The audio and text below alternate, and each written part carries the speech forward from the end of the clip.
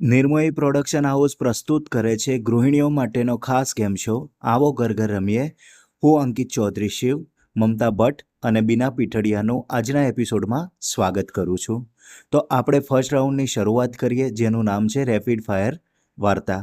તો આ રાઉન્ડની અંદર તમને અલગ અલગ શબ્દો આપવામાં આવશે, જેનો ઉપયોગ કરીને તમારે તમારી વાર્તાને આગળ વધારવાની રહેશે.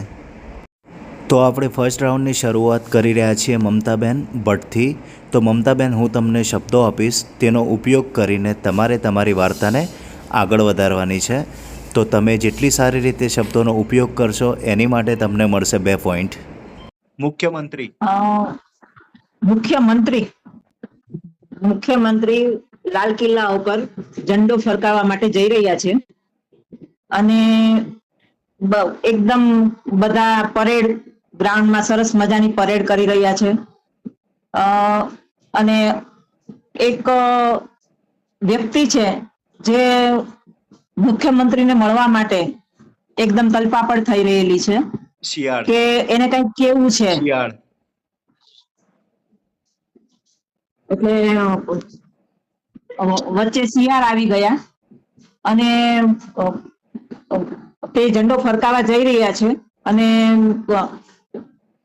શિયાળ આવતાની સાથે જ થોડુંક તેની સાથે મસલત કરવા અને વાત કરવા ઉભા રહી છે. તળાવ. ત્યારે તળાવ. તળાવ. તળાવ તળાવ તો તળાવની બાજુમાં જે તળાવ છે તે તળાવમાં કોઈ ડૂબી રહ્યું છે, પણ તેનો અવાજ આટલા બધા પરેડના જે બધું પરેડ નથી અને ખરેખર એ માણસ વાંદરો. વાત પણ એટલી મુખ્યમંત્રી વાતોમાં એટલા બધા ઉલઝાયેલા છે કે તે માણસની સામે એની નજર નથી જતી અને એ માણસ દોડતો દોડતો મુખ્યમંત્રીની પાસે આવવા માટે કરગરે છે, પણ કોઈ તેને જવા માટે હા નથી પાડતું. બધા એને રોકે છે, પણ એ દોડતો દોડતો મુખ્યમંત્રીની પાસે પહોંચી જાય છે અને કહે છે કે માછલી. અને આ બાજુ જે ડૂબતો માણસ છે તો એટલી બધી તળાવમાં માછલીઓ હોય છે કે એમ કહે ને કે ક્યારેક એમ થાય કે માછલીઓ છે ને તેનો ખોરાક બનાવી લેશે. ઓકે, એટલે સ્ટોપ. હવે બીનાબેન તમારો વારો છે. તો બીનાબેન, તમારો શબ્દ છે જંગલનો રાજા. જંગલનો રાજા સિંહ. હા, એટલે એનાથી વાર્તા શરૂઆત કરો, જંગલના રાજા સિંહથી. જંગલનો રાજા સિંહ જંગલમાં ફરતો હોય છે અને જંગલનો એ રાજા હોય છે, એટલે બધા નાના નાના પ્રાણીઓ એની પાસે ફરિયાદ લઈને આવે છે કે મને આભૂષણ. શબ્દ છે આભૂષણ. હા, એટલે વાર્તાને આગળ વધારો આભૂષણ શબ્દ એડ કરીને. અચ્છા. બધા લોકો એની પાસે આવે છે, પછી આગળ વાર્તાને વધારો. હા, બધા લોકો એની પાસે આવે છે અને એને છે ને આભૂષણ જોતા હોય છે. બધા પક્ષીઓને, બધા પ્રાણીઓને આભૂષણ જોતા હોય છે, એમ કે નવા નવા આભૂષણો હોય તો અમને પહેરવાની મજા આવે. પછી લગ્ન. રત્ન. હા, એટલે અવનવા રત્ન જડિત આભૂષણો હોય તો સરસ રીતે પહેરીને અમારે પ્રસંગ પાત જવું હોય તો મજા આવે એમ. તો એની ફરિયાદ લઈને આવે છે જંગલના રાજા પાસે અને એને આગળ જતા એટલે પછી એની ફરિયાદ સાંભળે છે સિંહ અને એ કે છે કે આપણે આનો ઉપાય ક્યાંક શોધીએ. કાગડો. આપણે કાગડો. હા, તો કાગડો બોલે છે કે આપણે છે ને આભૂષણો માટે કોઈ સોનીને મળવું જોઈએ એમ. સરસ મજાના આભૂષણો બનાવી દે અને આપણે પ્રસંગોપાત પહેરી શકીએ એમ. મીઠાઈ. હા, એટલે પછી છે ને લગ્ન પ્રસંગમાં જઈએ તો મીઠાઈ ખાવાની મજા આવે. આ તે એવી રીતે એમ કે છે, બધી વાતો રાખે છે બધા પ્રાણીઓ એકબીજા એક પછી એક એમ. ઓકે, પછી સ્ટોપ આગળ સ્ટોપ સ્ટોપ સ્ટોપ તો તમે બંને ખૂબ સારી રીતે વાર્તા કહેવાની કોશિશ કરી છે. અ, તમે બેન સક્સેસફુલ રીતે 4 શબ્દો યુઝ કર્યા છે, મમતાબેન. એટલે તમને મળે છે ટોટલ 8 પોઈન્ટ. અને બીનાબેન, તમે 5 શબ્દોનો ખૂબ સારી રીતે ઉપયોગ કર્યો છે, જેથી તમને મળે છે 10 પોઈન્ટ. તો ચાલો આપણે રાઉન્ડ 2ની શરૂઆત કરીએ.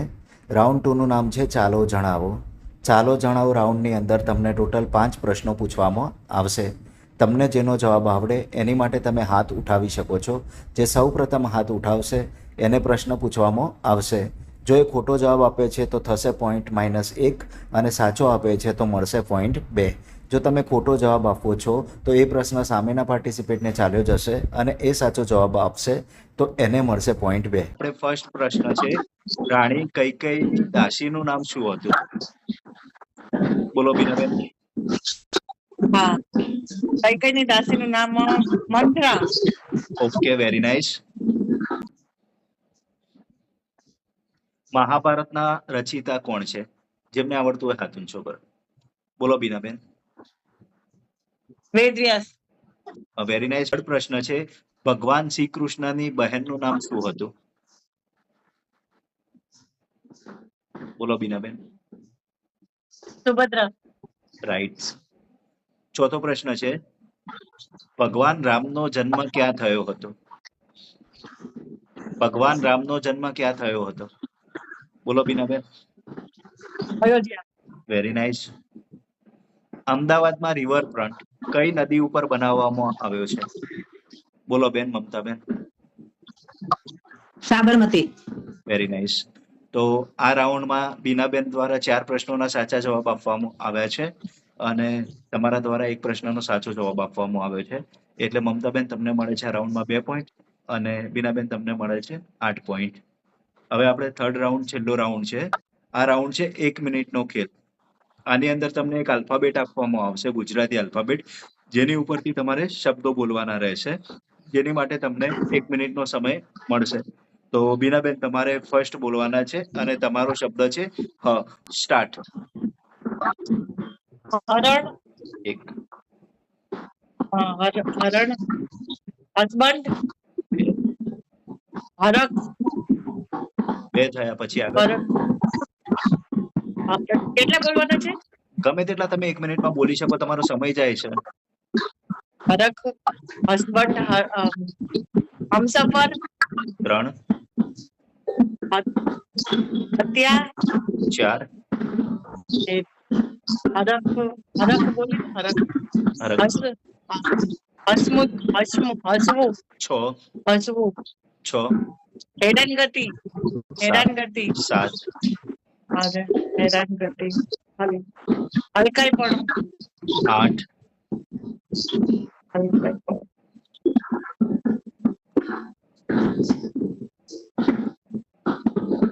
સ્ટોપ. ઓકે. ઓકે, તો બેન, હવે તમારો શબ્દ છે. તમારે મ ઉપરથી શબ્દ બોલવાના છે મમતાબેન. તમારા નામ ઉપરથી જ તમારે શબ્દો બોલવાના છે, બરાબર?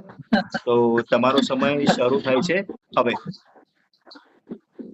મમતા, મિલી, મહેશ, મીના, મયુર, મયુરી, મધુમતી, મધુ, 8, મધુકાંતા, 8, મધુસૂદન, 9, મેહુલ, 10, મરીચી, 11, મૌસમી, મૌસમ, 13, મિલિંદ, 14, મોહક, મોહિની, 16, 17, મિસાઇલ, 17, માસુમી, માસુમ, 19, મહોરમ, 20, મુહૂર્ત, 21, મેઘના, 22, નિશા, 23, મલ્હાર, 24. સ્ટોપ. મોસમ, 24 નામ. સ્ટોપ. તો બીનાબેન, તમે ટોટલ બોલ્યા છે 8 નામ, અને મમતાબેને બોલ્યા છે 24 નામ. તો આ રાઉન્ડ જીતે છે મમતાબેન. તો મમતાબેન, તમને મળે છે આ રાઉન્ડ જીતવા માટે 10 પોઈન્ટ, અને બીનાબેન, તમને મળે છે 5 પોઈન્ટ. તો તમારા બંનેનું ટોટલ કાઉન્ટ કરીને તમને કહું, બરાબર છે?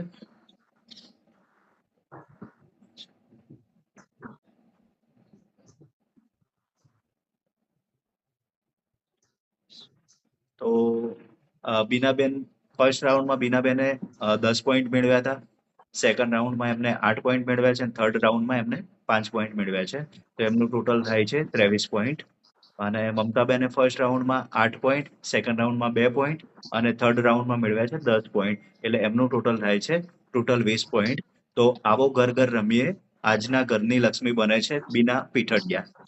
તો કોંગ્રેચ્યુલેશન બીનાબેન. કોંગ્રેચ્યુલેશન્સ. અને Thank